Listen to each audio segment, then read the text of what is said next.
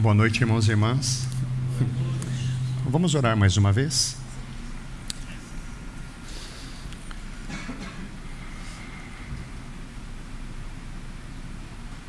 Senhor Jesus, nós te agradecemos por esse momento bendito. Com certeza é um dos momentos mais bem vividos da nossa semana toda, porque é um tempo em que nós humildemente nos assentamos aos teus pés para ouvir as tuas palavras. Tu disseste: as minhas palavras são espírito e vida. Ó Senhor, no nosso dia a dia tocamos tanta morte, tanto desespero, insegurança, angústia, mas como é bom estar aos teus pés. Humildemente pedimos que o Senhor pronuncie aos nossos corações as tuas palavras de vida. Me humilho diante de ti, me humilho diante dos meus irmãos. Peço que de alguma forma tu possas me usar, como também intercedo para que os meus irmãos tenham ouvidos espirituais abertos para ouvir tudo que o Senhor quer nos falar. Amém.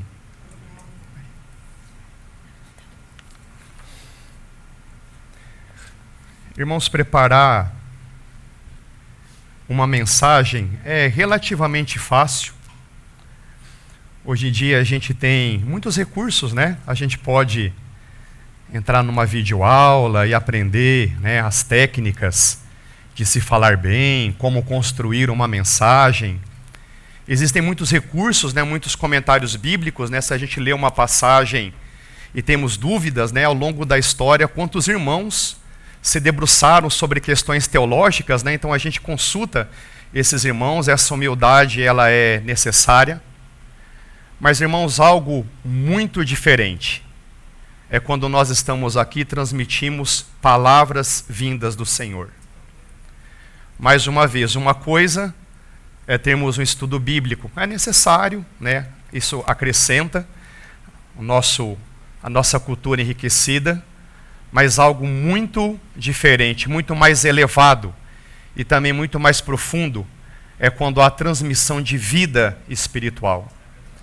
Então, na autoridade do nome do Senhor Jesus, enquanto nós estamos aqui, lendo a palavra, conversando, aprendendo juntos, como nós oramos agora há pouco, todos nós aqui, espiritualmente falando, assentados aos pés do Senhor Jesus, possamos ouvir as palavras dele, que são espírito e são vida. E para esse momento, irmãos, né, desde que eu fui convidado para tal, estive diante do Senhor, né, porque a gente tem que estar diante do Senhor e perguntar: Senhor, o que o Senhor deseja falar para os meus irmãos e irmãs? O que o Senhor deseja falar conosco como assembleia? É importante, a gente tem que ter esse relacionamento vivo com o Senhor, né? Não é abrir a Bíblia, né? Pum, aponta um texto, lê, né? Aí, regrinhas básicas, né? Leia, explique e aplique. Pronto. Tá? A mensagem foi feita. Não é somente isso, irmãos. O que o Senhor deseja falar conosco? E o que vem, irmãos, ao meu coração são algumas advertências que o Senhor Jesus faz às igrejas descritas ali em Apocalipse capítulo 2 e capítulo 3. E é sobre essas advertências que eu gostaria de estar partilhando. Né? Não é uma palavra assim muito agradável de se ouvir, mas a gente sabe que existem palavras que não são agradáveis, mas elas nos são necessárias. Então vamos abrir em Apocalipse capítulo 2.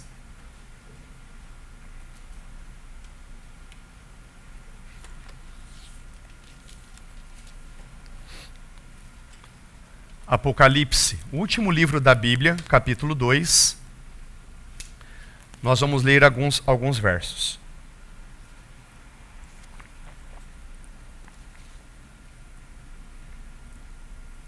Verso 4. Tenho, porém, contra você o seguinte: você abandonou o seu primeiro amor. Lembra-se, pois, de onde você caiu. Arrependa-se e volte à prática das primeiras obras. Verso 14 do mesmo capítulo. Tenho contra você algumas coisas. Estão aí em seu meio os que sustentam a doutrina de Balaão, o qual ensinava Balaque a armar ciladas diante os filhos de Israel, para que comessem coisas sacrificadas aos ídolos e praticassem a prostituição. Além disso, estão também aí em seu meio os que seguem a doutrina dos nicolaítas. Portanto, arrependa-se. Verso 20 do mesmo capítulo. Tenho contra você o fato de você tolerar essa mulher Jezabel, que se declara profetiza, não somente ensine, mas ainda seduza os seus servos a praticar a prostituição e a comer coisas sacrificadas aos ídolos. Dê-lhe tempo para que se arrependesse, porém, ela não quer se arrepender da sua imoralidade. Irmãos, o livro de Apocalipse, também chamado Revelação, ele foi escrito pelo nosso irmão João, quando ele estava exilado na ilha de Patmos. Patmos é uma ilha que fica no mar Egeu, ali entre a Grécia e a Turquia, mais próximo à costa da Turquia. Aproximadamente no ano de 95 depois de Cristo, então provavelmente o nosso irmão João tenha lá os seus 90 anos. Nós sabemos que ele foi o último dos apóstolos a partir para o Senhor, a mando do imperador Domiciano, um dos imperadores que investiram aquilo que é chamado historicamente de 7 grandes perseguições sobre a igreja. E é nesse contexto, como exilado, um contexto de muito desespero, de sofrimento. A gente, como ser humano, é normal perder as esperanças. Todos nós somos vasos de barro. A Bíblia nos compara como vasos de barro, falando a respeito da nossa fragilidade. O Senhor Jesus aparece para o nosso irmão João. O Senhor Jesus aparece lá glorificado. Uma descrição tremenda nós lemos ali no comecinho do livro de Apocalipse. Esse é o Senhor Jesus que voltará montado no cavalo branco. Uma descrição gloriosa ali do Senhor. E o Senhor Jesus começa a mostrar para João o desenrolar da história. João, vou abrir os seus olhos espirituais e vou mostrar aqui para você o que vai acontecer ao longo da história. E nós temos aí então o capítulo 2 e o capítulo 3, o nosso irmão João escrevendo para 7 igrejas, existindo ali em 7 cidades da Turquia. Então, num primeiro momento, eram igrejas literais, eram realmente irmãos que se reuniam como nós nos fazemos. Como é que eles se reuniam no primeiro século? Olha só que novidade. Eles liam as Escrituras, cantavam e oravam e partiam o pão. Do mesmo jeito que nós fazemos hoje em dia. Alguns dizem, eu não sei, que da ilha de Patmos, durante a noite, realmente não sei, irmãos, dava para ver as luzinhas dessas 7 cidades. Olhando assim de mapa, elas são encontradas num formato mais ou menos de circunferência. E são elas, como nós lemos, a igreja de Éfeso, Esmirna, Pérgamo, aí vem Tiatira, Sardes, Filadélfia e Laodiceia. Repito, eram cidades ali do primeiro século.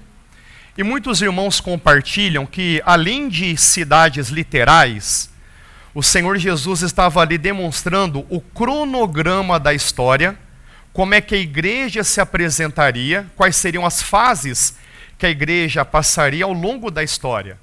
Então, por exemplo, a primeira igreja é a igreja de Éfeso. Éfeso significa igreja desejável, representando ali os primeiros cristãos, laborando pelo Senhor, testemunhando, trabalhando pelo reino de Deus. Irmãos, nós somos funcionários do reino de Deus, amém? É verdade que nós temos as nossas profissões, nós temos as nossas vidas familiares, com a graça de Deus, temos que ser bons pais, boas mães, bons filhos, bons funcionários, bons patrões, mas acima de tudo nós somos funcionários, representantes, embaixadores do reino de Deus. Então está ali a igreja desejável. A segunda igreja é a igreja em Esmirna. E Esmirna significa sofrimento. Então ali está dizendo a respeito das perseguições que os nossos irmãos passaram sob o Império Romano. Irmãos, no primeiro século, era algo muito difícil, muito desafiante ser cristão. Né? Converter-se era mais ou menos como se assinar uma carta para ser martirizado. Mas mesmo assim, irmãos, né, vendo algo muito mais excelente, se posicionaram pelo Senhor, se posicionaram pelo Senhor Jesus, sabendo que nós não temos aqui estada permanente. Né? A nossa pátria está nos céus. Né? Nós estamos aqui como peregrinos e forasteiros, como diz a palavra. Então, Esmirna é sofrimento. E a gente vê ali, né, as expressões de sofrimento, perseguição.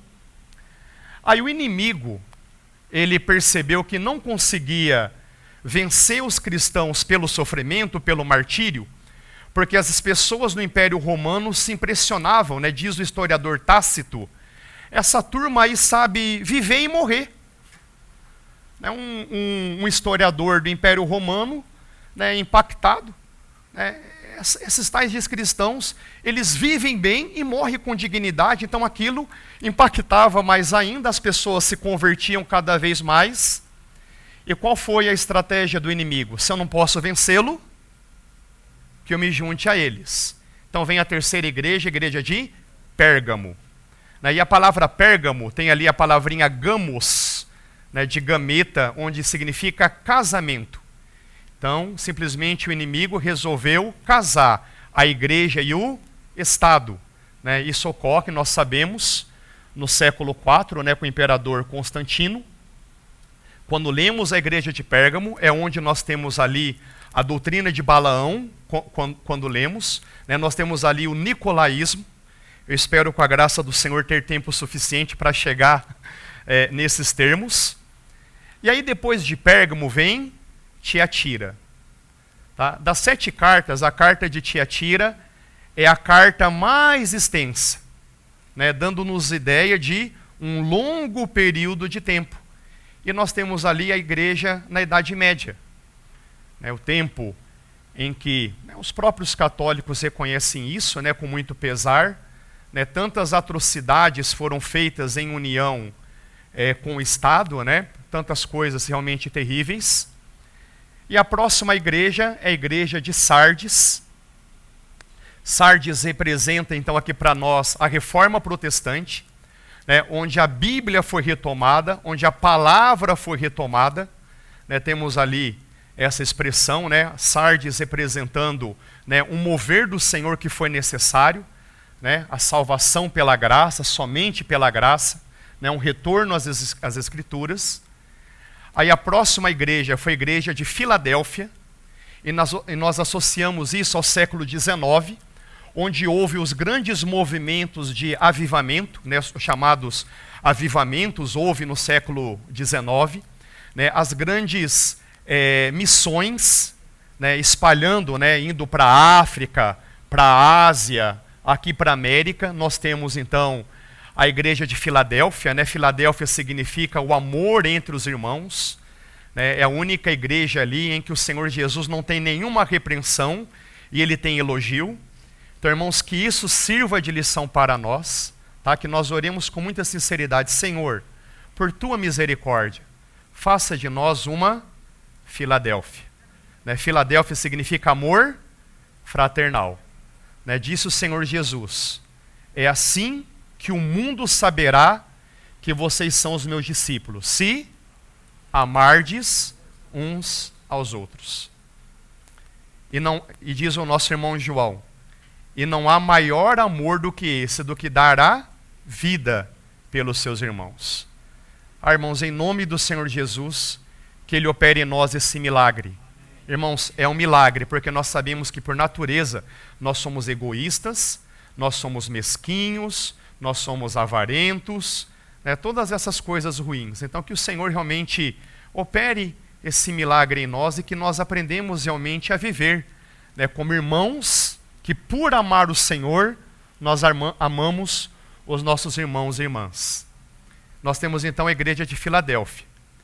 E, infelizmente, a sétima igreja é a igreja de Laodiceia. Quando a gente lê essa descrição ali em Apocalipse capítulo 3, né, eles diziam, Laodiceia era uma metrópole, era uma cidade muito rica, e muitas pessoas de posse começaram a se converter. E nós temos ali alguma descrição, né? O Senhor Jesus dizendo, olha, vocês dizem, né, sou rica, sou abastada, nada me falta. Né? Essa era a opinião que os laodicenses tinham a respeito de si mesmo. Irmãos, e nós olhamos, né, com temor, né, com tristeza, mas também nós não podemos fazer vistas grossas a respeito da condição da igreja atual.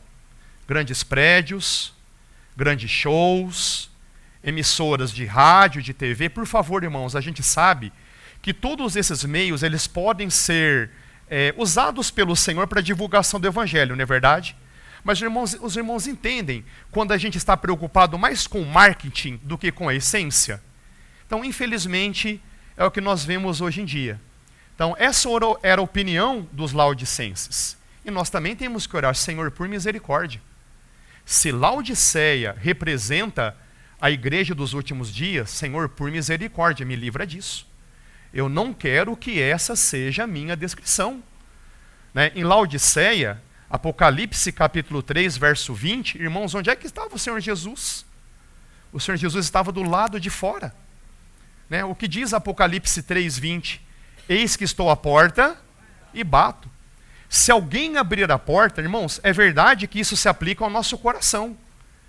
Tá? Eu não conheço todos que estão aqui presentes, mas eu posso dizer, irmão, irmã, o Senhor Jesus está batendo na porta do seu coração. Ó, eu estou batendo.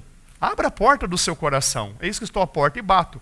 Se você abrir a porta, eu entrarei e cearei contigo. E você comigo. Semear, irmãos, significa comunhão. E quantas vezes nós somos transformados por uma boa conversa, não é verdade? Né? A gente tem aquela conversa gostosa, e a gente sai renovado, fortalecido. Né? É esse tipo de comunhão que o Senhor Jesus nos chama para ter com Ele. Em Laodiceia, né, os irmãos ali reunidos, mas infelizmente o Senhor Jesus do lado de fora. Então, irmãos, nós temos aqui essas 7 igrejas proféticas. Né? E mais uma vez, que por misericórdia o Senhor faça de nós uma Filadélfia. E nós temos aqui, irmãos, algo importante. O Senhor Jesus caminhando durante os ajuntamentos. Ali no capítulo 2, verso 1, tá? Se nós pudermos ler ali. Ao anjo da igreja em Éfeso, anjo aqui significa o corpo de presbíteros, né, o corpo dos irmãos que serviam ali como liderança. Estas coisas diz aquele que conserva na mão direita as 7 estrelas e que anda no meio dos 7 candelabros de ouro. Veja o Senhor Jesus dizendo, eu ando no meio dos 7 candelabros de ouro. Vamos voltar no último versículo do capítulo 1. O que o Senhor Jesus diz aí, capítulo 1, verso 20. Quanto ao mistério das 7 igrejas que você viu na minha mão direita, e quanto aos 7 candelabros de ouro, as 7 estrelas são os anjos das 7 igrejas. Veja agora, e os 7 candelabros são as 7 igrejas. Irmãos, o Senhor Jesus passeia durante os nossos ajuntamentos. Toda vez que nós estamos juntos, o Senhor Jesus passeia entre nós. Né? Nós lembramos aqui do nosso amado irmão Gino, que nos ajudou em muitos sentidos, ele nos ensinando a respeito dessa palavra, dizendo que o Senhor Jesus, ele anda com uma tesourinha e com um frasco de azeite. né, o frasco de azeite representando o Espírito Santo, né, como o Senhor Jesus reforçando aqueles pontos positivos, mas a Bíblia nos compara como candeeiros, como lamparinas, né? Nós sabemos que uma lamparina tem ali um combustível, né? Pode ser, né, óleo, querosene, né, álcool. Nós temos um pavio. Irmãos, o pavio somos nós, o azeite é o Espírito Santo. É necessário que o Espírito Santo encharque o pavio para que ele que esteja queimando. Mas o que acontece quando falta o azeite? Quem começa a queimar? O pavio. Aí vem a fumaça, é quando começa a surgir muita coisa de nós mesmos. Os irmãos entendem a diferença de queimar o azeite e queimar o pavio? Aí vem o Senhor Jesus com a tesourinha, né? Tenho contra ti, tenho contra ti, tenho contra ti. Irmãos, essa tesourinha significa a obra da cruz nas nossas vidas. O Senhor Jesus disse: aquele que quer vir após mim, negue-se a si mesmo. Como assim negue-se a si mesmo? Negue os seus valores, as suas prioridades, né, os seus achismos. Irmãos, tem muita coisa que vem de nós mesmos. Negue-se a si mesmo, tome a sua cruz, né, aceite a minha tesourinha, aceite a minha correção e siga-me. Então temos aí o ministério da tesourinha. Muitas vezes nós não gostamos, mas ele é necessário para que o azeite possa queimar, né, não o nosso pavio. Mas existem pontos positivos. Olha, vocês são zelosos nas boas obras, né? Azeite. Vocês estão perseverando durante as tribulações. Azeite. Ó, vocês são fracos, mas vocês mantêm a fidelidade ao meu nome.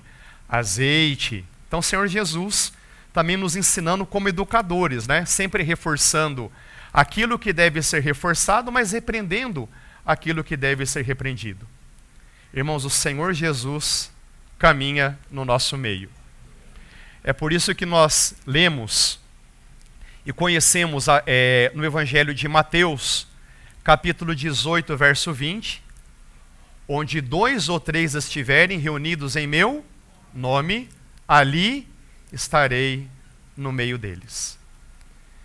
Irmãos, quando nós falamos reunir em nome do Senhor Jesus, não é simplesmente um chavão. Estamos aqui reunidos no nome do Senhor Jesus. Tá? Podemos voltar a lembrar dos irmãos ali em Laodiceia. Pode ser que eles estivessem dizendo, estamos aqui reunidos em nome de Jesus. Mas mais uma vez, onde é que Jesus estava? Do lado de fora. O que significa reunir em nome do Senhor Jesus?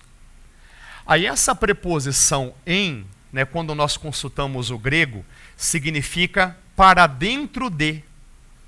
Então, reunir em nome do Senhor Jesus significa reunir para dentro do nome de Jesus. Irmão, como assim? Quando nós nos reunimos debaixo do encabeçamento de Cristo, debaixo da liderança do Senhor. Irmãos, é uma atitude de humildade da nossa parte. Senhor Jesus, estamos reunidos aqui essa noite. Por favor, Senhor, assuma a liderança, assuma o controle, passeie entre nós.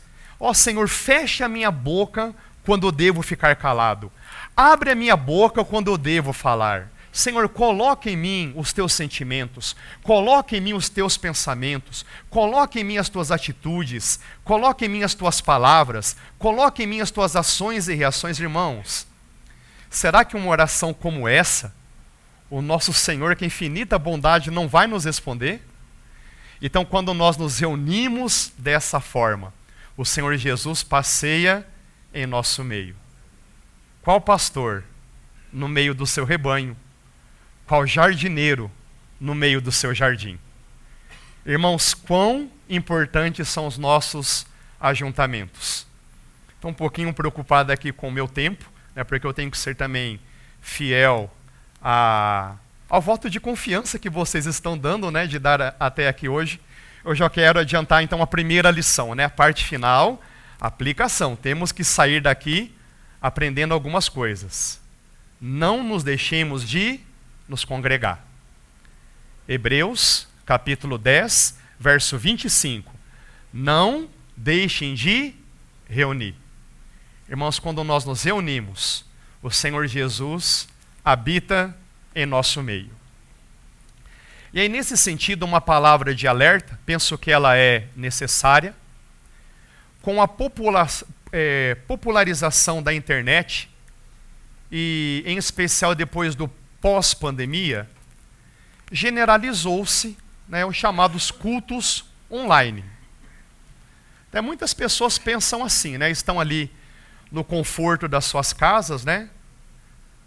Domingo, puxa, eu vou ter que me arrumar, vou ter que me deslocar até o lugar de reunião, ixi, vou ter que achar estacionamento, vou ter que ouvir lá um irmão que eu nem gosto muito dele, talvez a mensagem nem me interessa, a parte final é boa, conversa com um, com o outro, é muito bom, né? Aí voltar para casa, né? Sabe de uma coisa? Eu vou ficar aqui e assistir um culto online. Porque daí não preciso me arrumar, não vou ter dor de cabeça para achar estacionamento, eu posso procurar aqui um pregador que eu gosto de ouvir. Na internet existem excelentes pregadores e nós temos que ouvi-los, né? E não só o pregador que eu gosto de ouvir, é o assunto que eu quero ouvir. Fechou, né? Fiquei, né? Não é fui, né? Não, fiquei. Irmãos, esses irmãos só se esquecem de um detalhe. O Senhor Jesus só se manifesta presente nos ajuntamentos presenciais. Irmãos, quando nós nos acostumamos com cultos online, a gente não cresce espiritualmente. Porque o nosso Senhor soberanamente projetou o crescimento espiritual em comunidade, convivendo uns com os outros.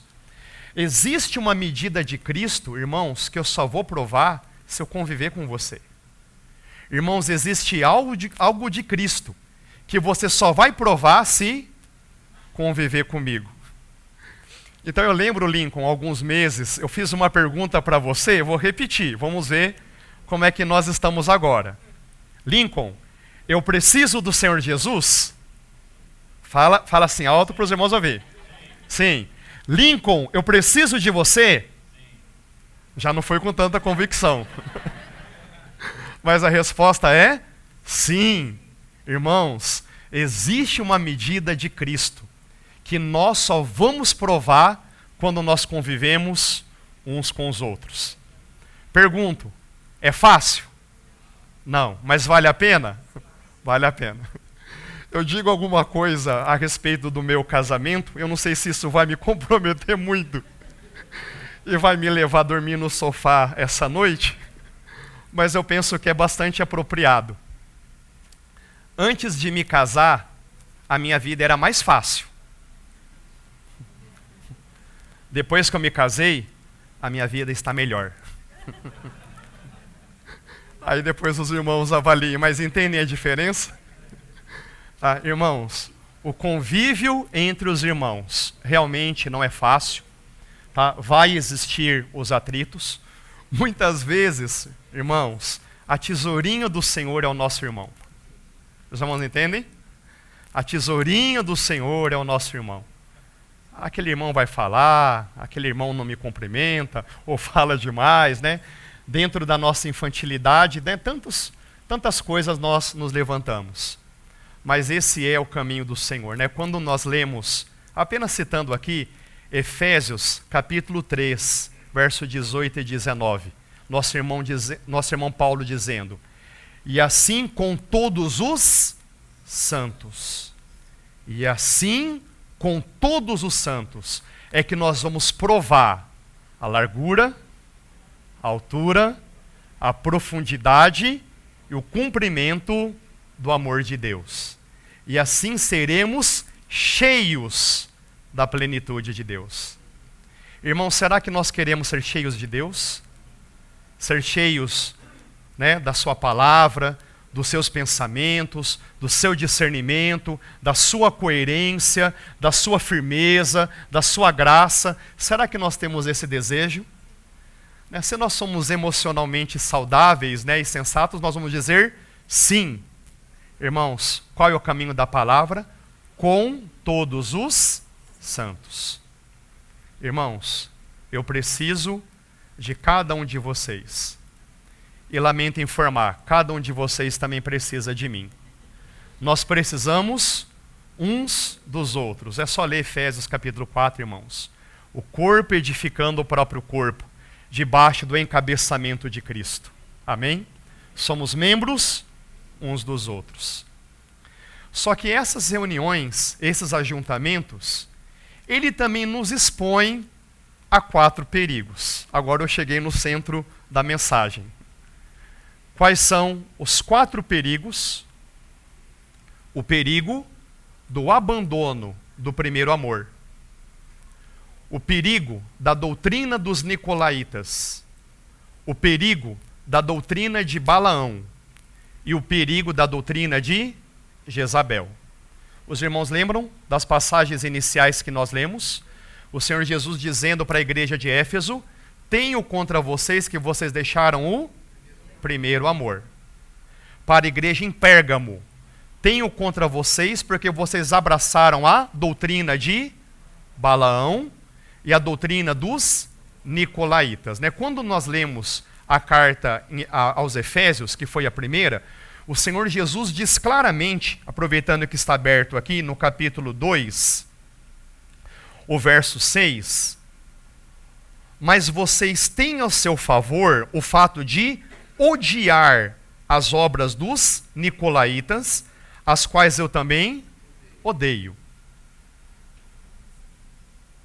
Em Éfeso, irmãos, por favor, o Senhor Jesus odiava os nicolaítas? Não.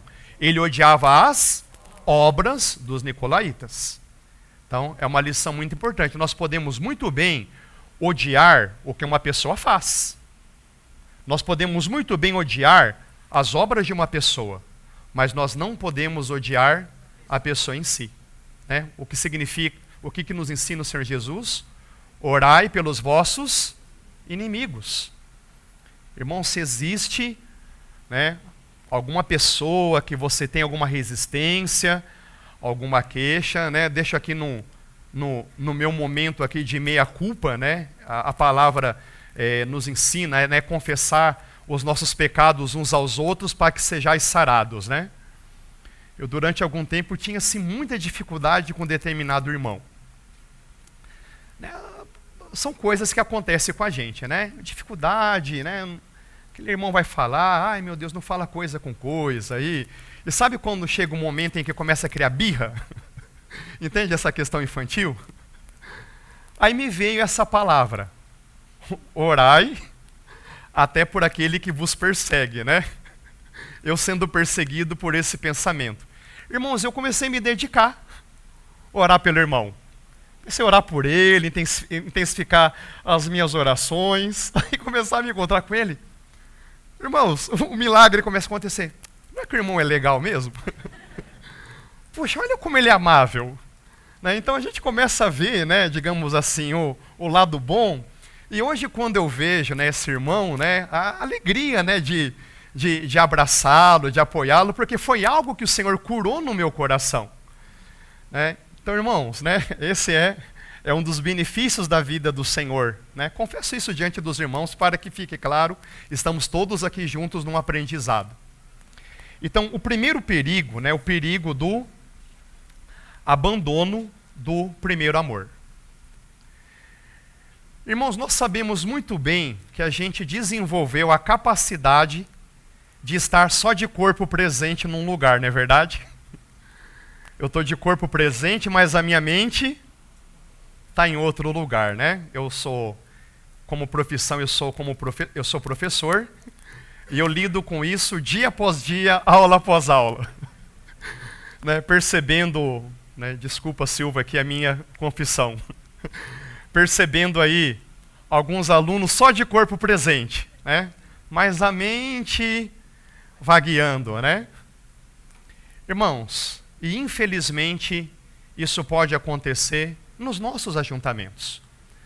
a gente pode simplesmente nos reunir por uma questão de tradição, né? Eu lembro alguma época da minha vida, né, eu falava, eu vou à reunião de domingo para cumprir o meu dever religioso, né? Eu tinha esse discurso, né, e uma espécie de mentalidade, né, fantasmas que a gente acaba desenvolvendo em nós mesmos, né?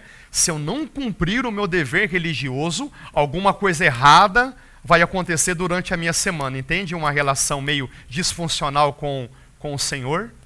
E é perfeitamente possível, irmãos, essa ser a nossa atitude em relação aos nossos ajuntamentos. O Senhor Jesus, ele cita o profeta Isaías, né? Isaías capítulo 29, verso 13, né? O Senhor Jesus cita lá em Mateus capítulo 15. Esse povo me honra com os lábios, mas o seu coração está longe de mim. Irmãos, o que significa abandonar o primeiro amor? Simplesmente significa eu estar de corpo presente, mas o meu coração está completamente distante daquilo que eu estou fazendo. Os irmãos entendem? Tá? Então o Senhor Jesus nos ensina, olha, reveja esse ponto na sua vida. Não procure ter um relacionamento comigo de forma mecânica. Né? O nosso Deus, em Jeremias, né, no capítulo 2, irmãos, é muito interessante quando nós lemos o profeta Jeremias, né? Desculpe aqui a expressão, como Deus se mostra assim tão humano, né? Como se Deus ali, né, chorando, né, Jeremias chorando pela situação do povo de Israel, e Deus chorando com seu coração, né? E se a gente lê com alguma sensibilidade, né, se a gente pedir, né, Espírito Santo, toda vez que eu ler a sua palavra, me ilumina, me ajuda, né? O Senhor Deus dizendo, 2 maldades fez o meu povo contra mim. Irmãos, como a gente lê isso com o coração do nosso Deus ferido? Irmãos, entendem? 2 maldades o meu povo fez contra mim. Deixaram a mim o manancial de águas vivas e cavaram para si cisternas rotas que não retêm água. Irmãos, quantas vezes essa é a nossa descrição? Nós deixamos aquele que é o manancial de águas vivas, que diz o Senhor Jesus no Evangelho de João, lá no capítulo 7. Se alguém tem sede, vem até mim e beba. Rios de águas vivas fluirão de todo aquele que crê em mim.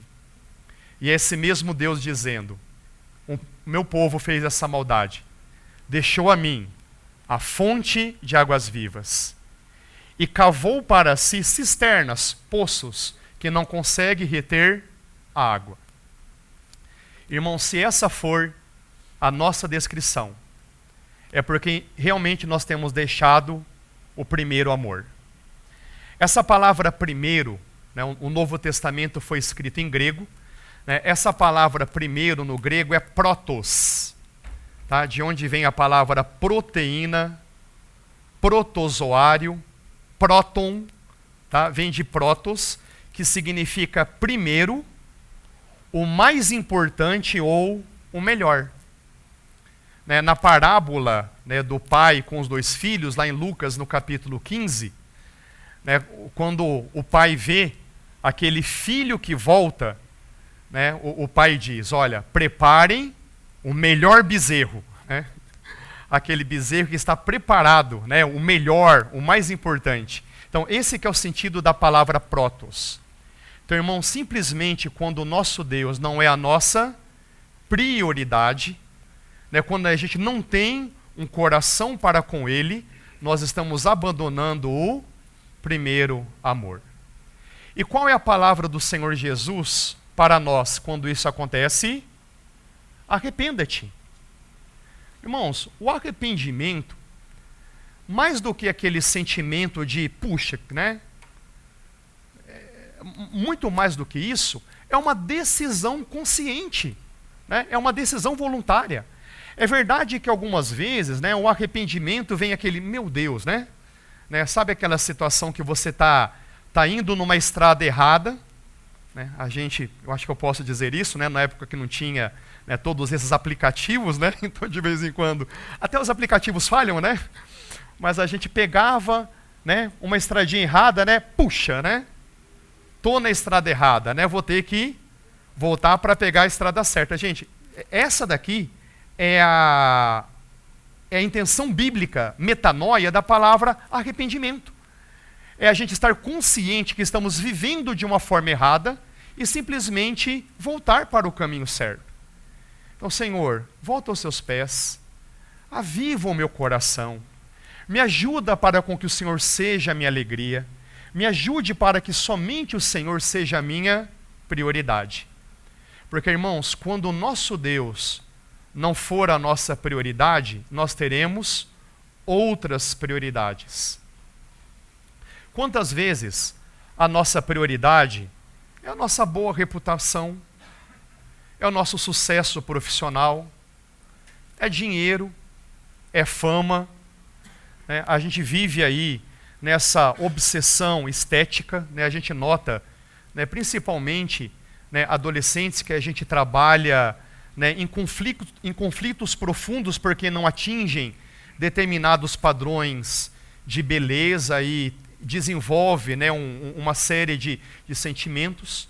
Então, irmãos, quando o Senhor não for a nossa prioridade, esse algo vai ocupar o lugar dele e vai nos escravizar. Então, que realmente a gente avalie isso com muita seriedade e possamos fazer do Senhor o nosso primeiro amor, o nosso foco, a nossa prioridade.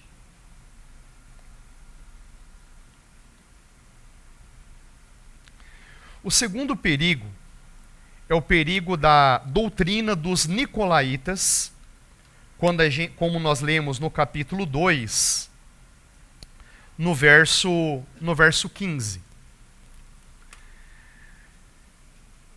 Irmãos, existem várias interpretações, né, vários estudiosos tentando aqui rebuscar o que seja a tal da doutrina dos nicolaítas, porque isso foi escrito no primeiro século e nem sempre existem fontes suficientes na literatura da época para entender o que é o nicolaísmo. Então existe aí essa dificuldade, até mesmo os primeiros cristãos, né, quando nós lemos a geração pós-apostólica, tem alguma dificuldade de interpretar esse texto.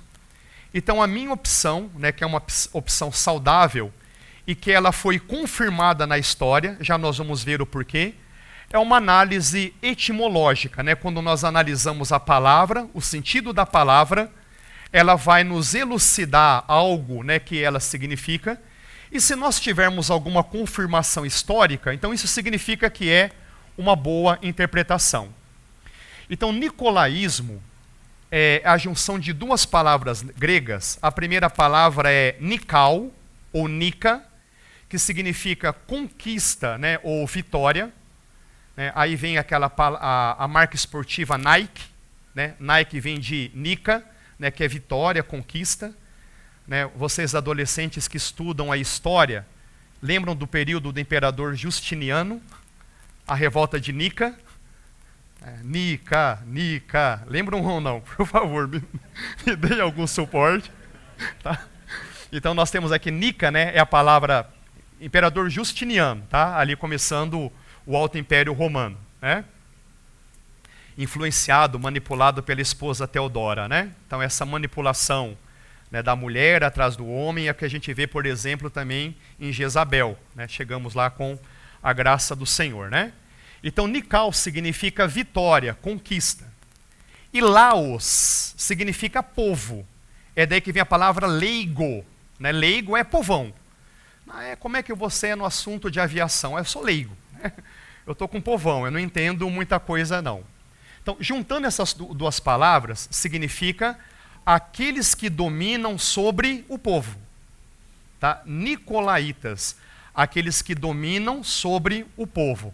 Em outras palavras, irmãos, quando a igreja, na sua história, caiu na tragédia de clero e laicato. E isso ocorre exatamente é denunciada em qual igreja? A igreja de Pérgamo. Tá? Dentro daquela interpretação histórica, o que é a igreja de Pérgamo?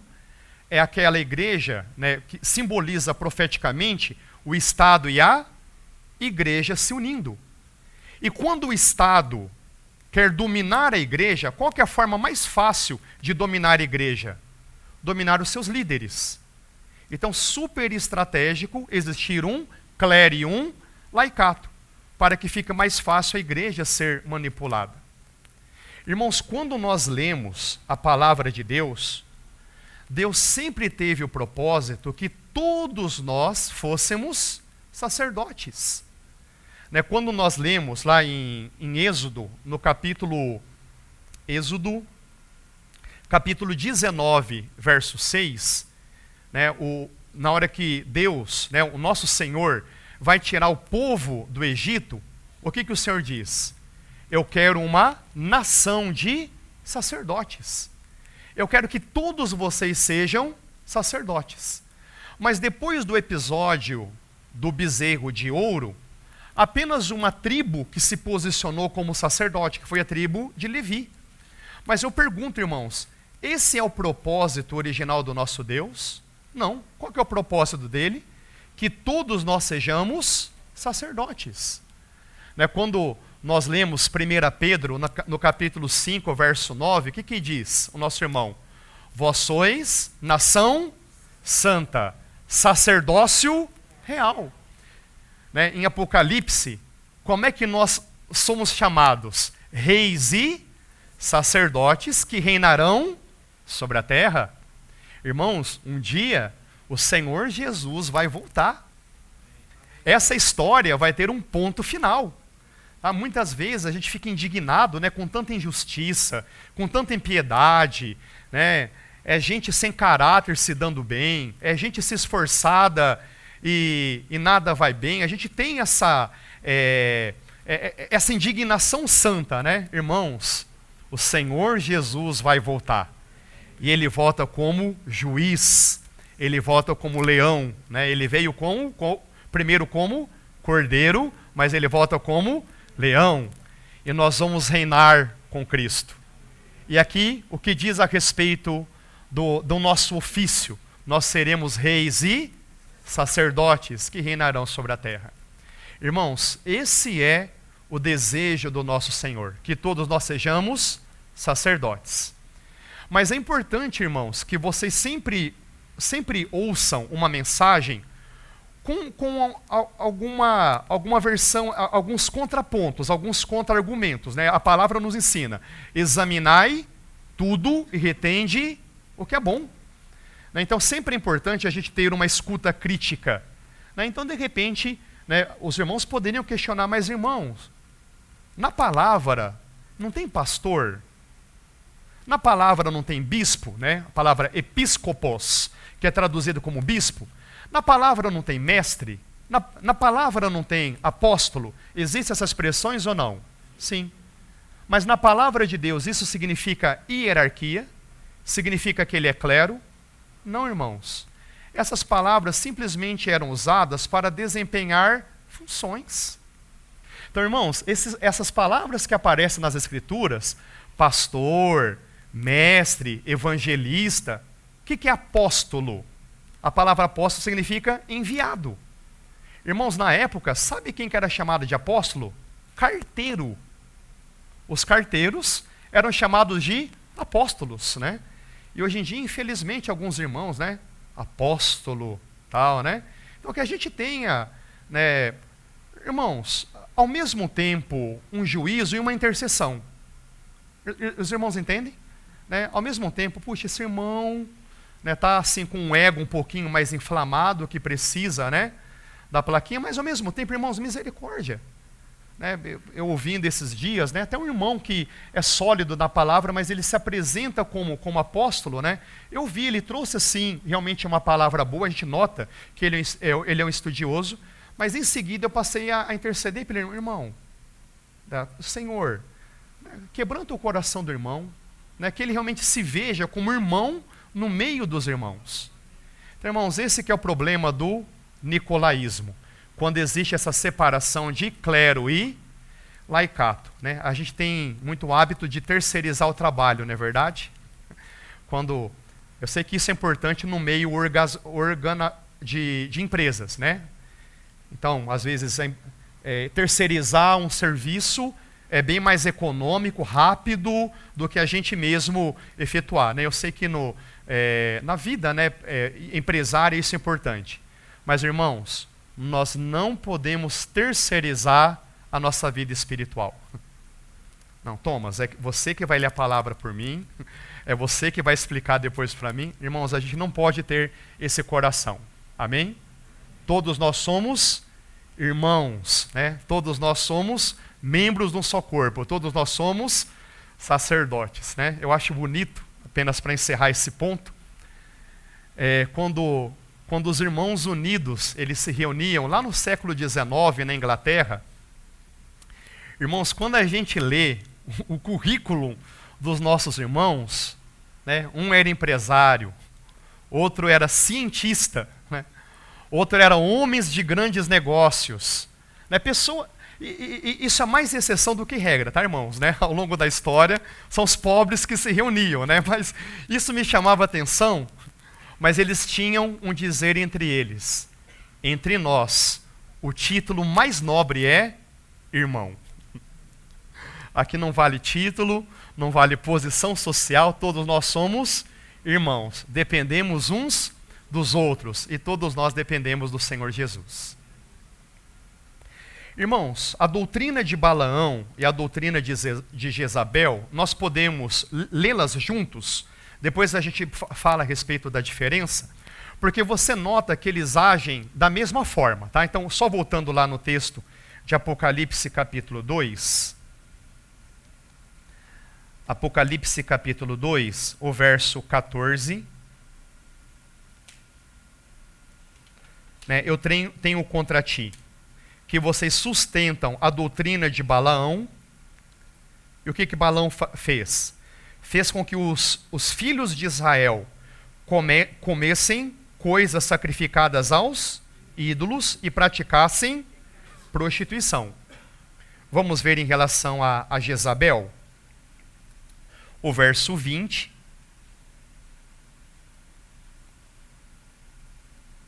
Temos ali a mesma expressão. O final do verso 20. Praticar a prostituição e comer coisas sacrificadas aos ídolos. Então, irmãos, a história de Balaão e Jezabel, nós lemos, né, no livro de Números e no livro de 1 Reis. Então fica aí uma tarefinha para ao longo da semana, né, ler, né, o episódio da história de Balaão e a história de Jezabel. Mas enfim, né, resumindo alguns pontos principais, porque os detalhes você mesmo vai ter que estudar. Estou deixando aqui tarefa. Tarefa, estudar a vida de Balaão e Jezabel e ver os malefícios que eles provocaram ao povo de Deus. Ambos eram estrangeiros e ambos foram infiltrados para contaminar o povo de Israel. Irmãos, há algum tempo eu vi uma entrevista, né, de um dos líderes, né, uma citação, na verdade, de um dos líderes, né, do Hezbollah. O Hezbollah é aquela facção terrorista, né, que sempre está atacando Israel, aquele conflito, né, que nós sabemos ali no Oriente Médio. Né? Mas alguém fez uma pergunta, né, para esse líder do Hezbollah, dizendo, né, tal líder, mas vocês não sabem que Deus está do lado deles? Perguntando, né, pro líder do Hezbollah, né, você não está consciente que Deus, né, joga do lado deles? Aí o que esse líder disse? Olha, nós estamos esperando Israel pecar contra Deus, porque daí a gente pode atacar. Os irmãos entendem? Eu sei que Deus está jogando do outro lado, mas se de alguma forma eu fazer esse povo pecar contra Deus, entristecer Deus, irmãos, vou perguntar, é possível Deus ser entristecido ou não? Não entristeçais o Espírito Santo. Irmãos, é possível entristecer Deus? Sim. Lembra de Isaías, capítulo 59, que diz: olha, a minha mão está estendida para te abençoar. O meu ouvido está aberto para te ouvir. Gente, Deus dizendo isso. Mas os vossos pecados fazem separação entre vós e o vosso Deus. Irmãos, o pecado é algo muito, muito sério.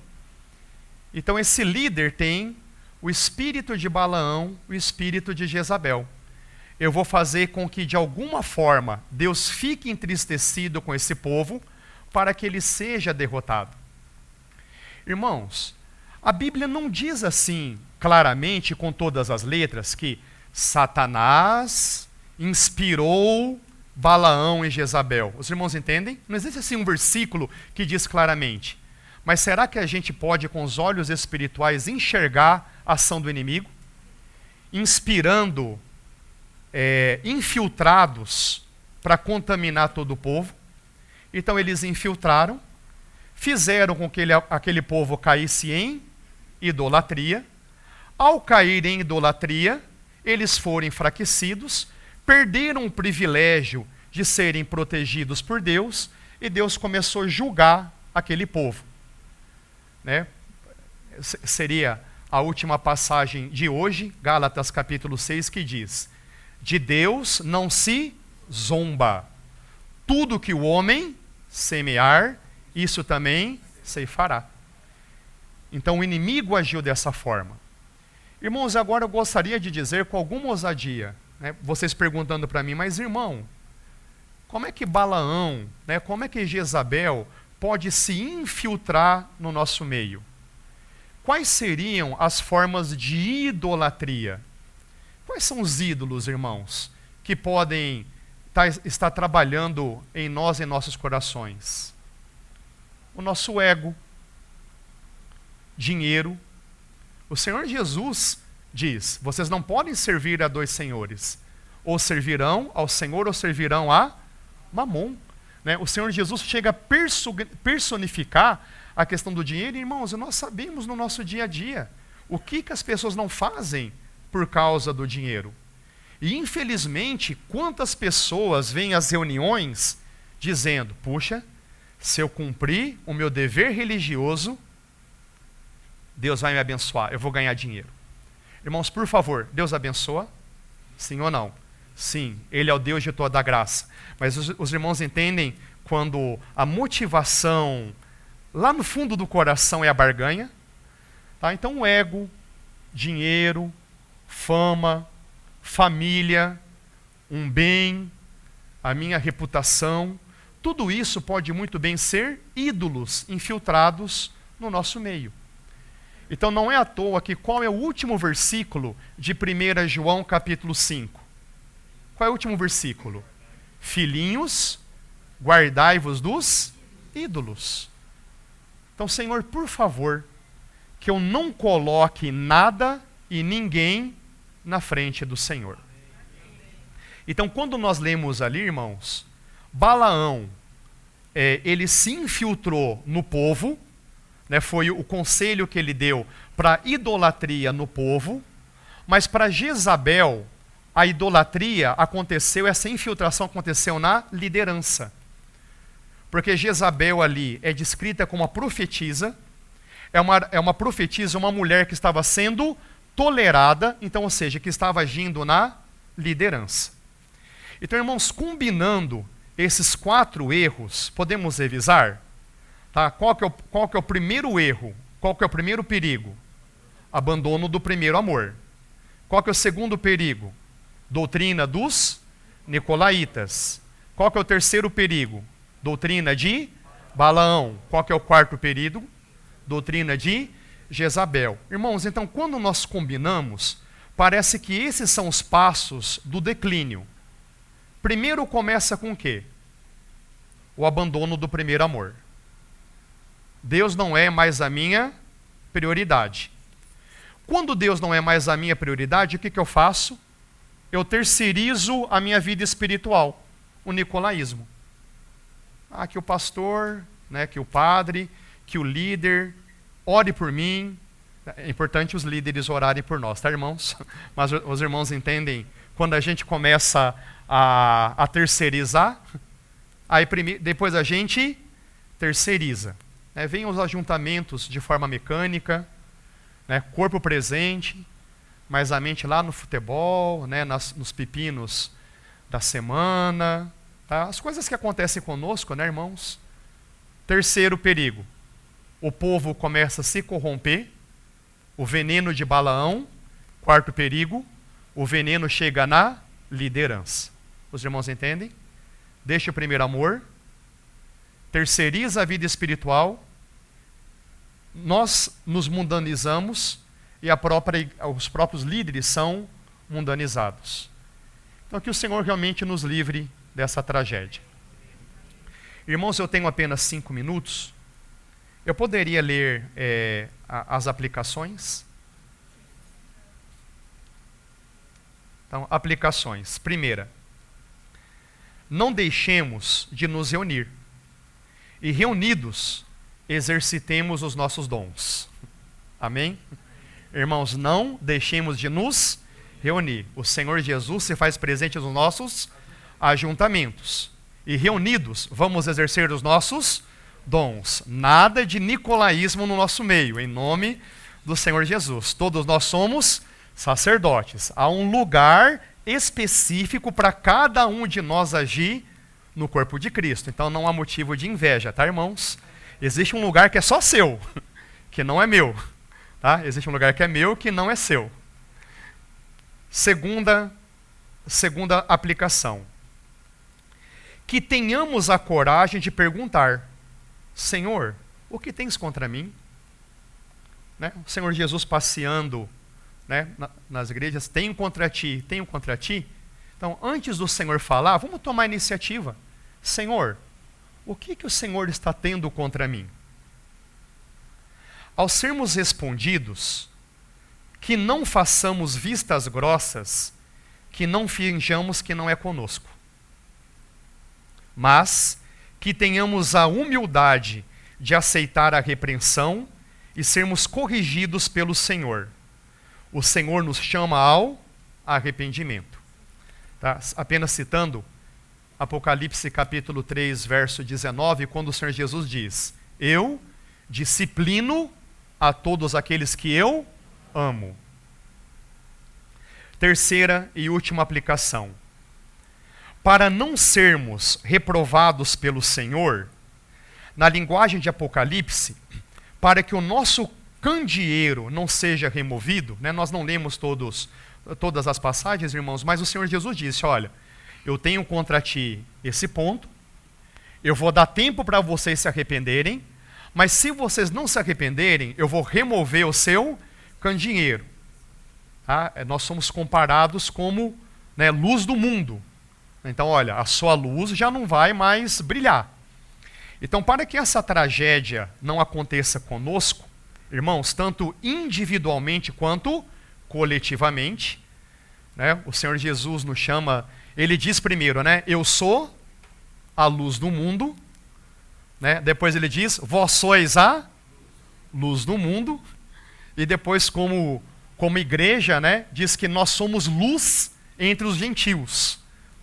Então existe o Senhor Jesus como luz, nós individualmente como luz, e a igreja também como luz. Mas é possível essa luz ser removida, É uma palavra assim séria que vem do Senhor.